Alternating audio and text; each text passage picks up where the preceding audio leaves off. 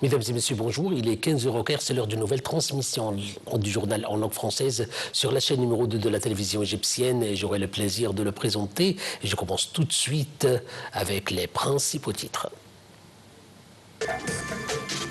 Le président Abdel Fattah el-Sisi s'est entretenu avec le Premier ministre Mostafa Madbouli, le ministre de l'Électricité, le ministre du Pétrole, ainsi que le directeur exécutif de l'organe Mustaqbal Misr pour le développement durable.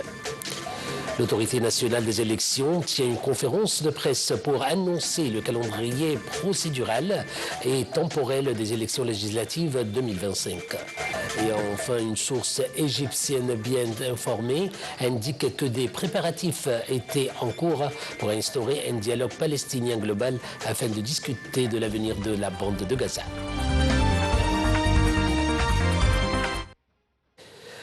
À la une de nos actualités, le président Abdel Fattah el-Sisi s'est entretenu avec le Premier ministre Dr Mostafa Madbouli, le ministre de l'Électricité et de l'Énergie renouvelable Mahmoud Ismat, le ministre du Pétrole Baha El-Ghanem, ainsi que le directeur exécutif de l'organe Mustaqbal Misr pour le développement durable.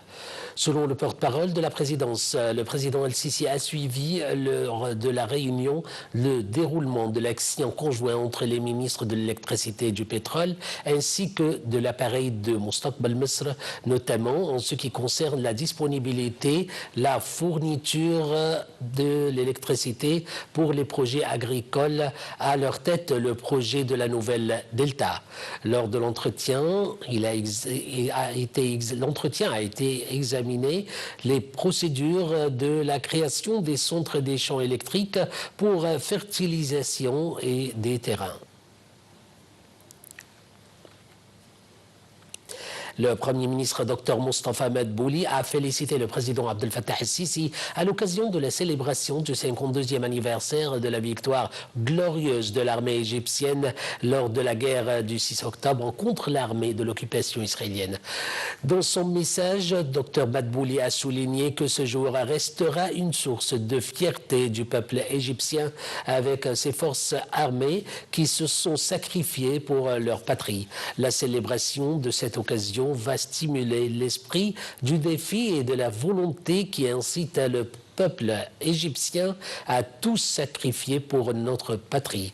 Dans ce contexte, le Premier ministre Dr Mostafa Madbouli s'est engagé à poursuivre ses efforts visant à réaliser les aspirations du peuple égyptien, priant Dieu le Tout-Puissant de renouveler cet anniversaire mémorable pour le président de la République avec santé et succès continu et pour le peuple avec prospérité, sécurité et paix. Le Premier ministre Dr Mostafa Madbouli a envoyé une lettre de félicitations au général d'armée Abdelmajid Saqr, commandant en chef des forces armées, ministre de la Défense et de la production militaire, à l'occasion de l'anniversaire de 6 octobre. Dans son message, le Premier ministre a adressé ses plus sincères félicitations et ses meilleurs vœux au commandant en chef des forces armées à l'occasion du 52e anniversaire de la grande victoire d'octobre. Il a rappelé que les hommes des forces armées ont donné leur vie et leur sang pour défendre la patrie, affirmant que la génération d'octobre a accompli une victoire considérée comme l'une des plus grandes victoires de la nation arabe dans son histoire moderne. Cette victoire incarne la capacité du peuple égyptien et de ses forces armées, ainsi que leur loyauté grandiose envers la patrie à travers leurs sacrifices et leurs exploits héroïques. Prouvons au monde entier qu'aucune tolérance n'est permise envers un agresseur.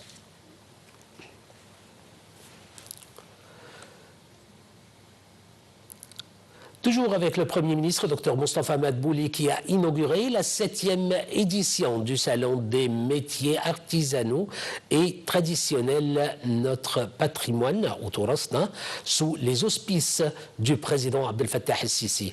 Dr Madbouli a inspecté les pavillons du salon qui durera jusqu'à 11 octobre au Centre international des expositions d'Égypte. Elle vise à soutenir les artisans en leur offrant une plateforme d'exposition et de vente de produits du patrimoine. Il s'agit de la plus grande exposition de ce type en Égypte et dans la région et accueille des exposants de différents gouvernorats.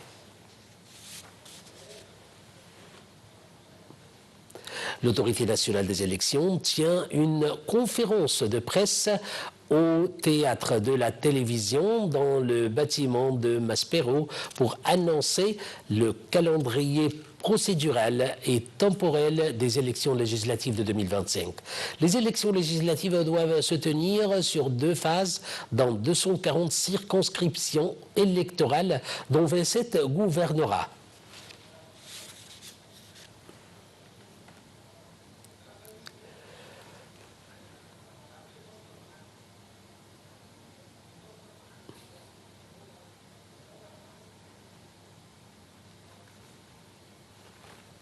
Le ministère des Ressources hydrauliques et de l'Irrigation a publié une déclaration concernant la crue du Nil et la gestion unilatérale du barrage éthiopien qui constitue une violation au droit international. Selon cette déclaration, la récente crue du Nil démontre la falsification des déclarations de l'Éthiopie selon lesquelles le barrage ne va pas toucher aux intérêts des pays voisins, dont l'Égypte. L'Éthiopie était censée commencer à stocker progressivement l'eau dans le barrage, puis à la libérer de manière contrôlée pour produire de l'électricité. Le ministère des Ressources en eau et de l'Irrigation estime que le remplissage illégal et accéléré du barrage éthiopien sur le Nil bleu, suivi du lâcher d'eau massif immédiatement après la prétendue cérémonie et d'inauguration n'était pas une mesure nécessaire, mais reflète plutôt la gestion indisciplinée et irresponsable d'un barrage de cette taille.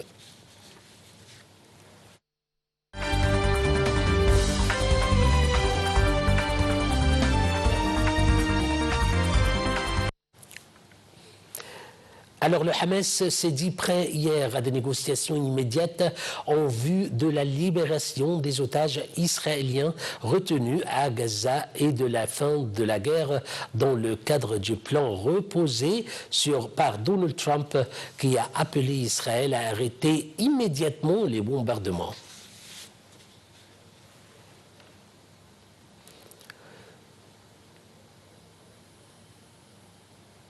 Le président américain Donald Trump a jugé hier que le Hamas était prêt pour une paix durable après que ce dernier a répondu à son plan de paix pour Gaza. Trump a aussi demandé à son allié israélien d'arrêter les bombardements.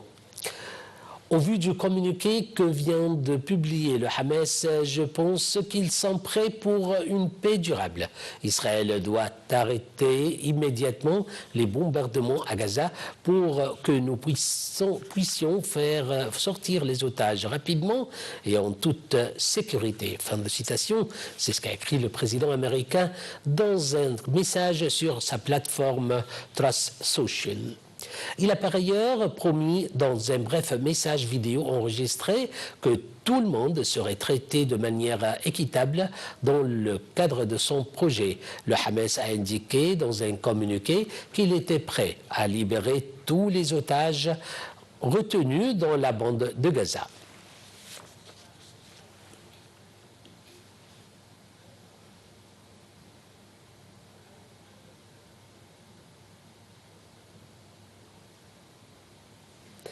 L'Égypte a exprimé hier sa gratitude à l'égard de la déclaration publiée par le Hamas en réponse au plan de paix proposé par le président américain Donald Trump qui vise à mettre fin à la guerre dans la bande de Gaza. Le Caire a salué l'engagement du mouvement palestinien à épargner le sang du peuple palestinien et à protéger la vie des civils innocents dans un communiqué publié par le ministère des Affaires étrangères. Le samedi 4 octobre, le ministère y voit une volonté sincère de tourner la page d'une période sombre de l'histoire de la région et d'ouvrir la voie à la réalisation des aspirations du peuple palestinien, à la création d'un État indépendant Quelques heures plus tôt, le Hamas avait annoncé être prêt à libérer tous les otages retenus à Gaza dans le cadre du plan de paix de Donald Trump. Le mouvement palestinien avait également annoncé qu'il a accepté de transférer l'administration de la bande de Gaza à une autorité palestinienne de technocrates indépendants avec un consensus national arabe et islamique. D'autre part, l'Égypte a salué la vision et le rôle du président américain, notamment son rejet de l'annexion de la Cisjordanie et le déplacement du peuple palestinien de ses terres.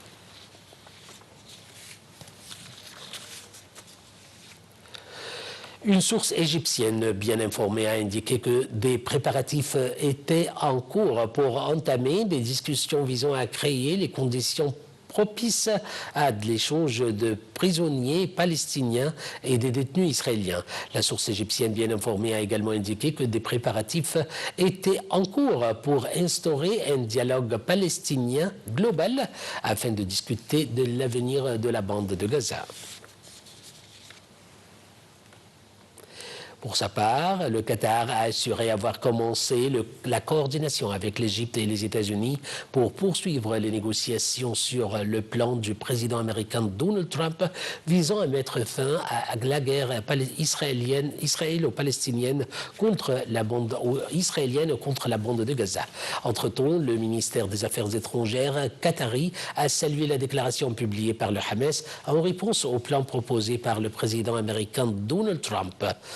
Doha a affirmé que son soutien aux déclarations de Donald Trump de l'arrêt immédiat de la guerre à Gaza et la libération de tous les otages, ce qui épargne le sang du peuple palestinien.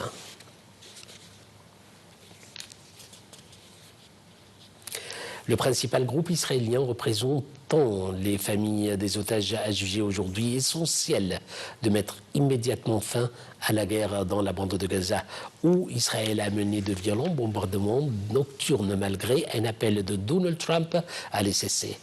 La demande du président Trump de mettre immédiatement la fin à la guerre est essentielle pour éviter que les otages ne subissent des atteintes graves et irréversibles. C'est ce qu'a déclaré le Forum des familles d'otages retenus à Gaza dans un communiqué.